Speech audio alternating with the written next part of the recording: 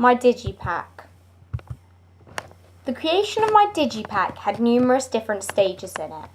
The first stage was to choose the style of the Digi Pack in terms of how many sides it had, if it had any flaps or pop-ups, and where the actual CD holder was going to go. I decided to create a Digi Pack with a front cover that opens with 3 different sides in it.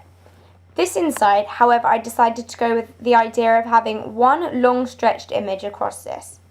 The image that I chose for this was a shot that was not actually used in the final piece. However, it is very similar to a shot that is used and was also setting the scene for where some of the other shots were filmed. As well as this, I decided that this photo was going to be used because it introduces the audience to the main character in the video that I created. I also decided that the CD holder was going to go on the middle section. The reason that I decided this was because I thought that the middle section had the easiest access to it.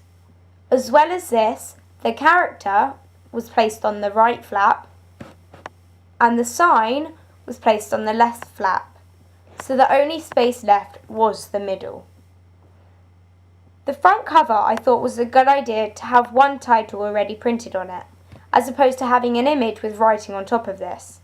This was my decision because it meant that not only was it easy on the eye and aesthetically pleasing, but at a really quick glance the person looking to buy the Digi Pack can see it and straight away know what it is.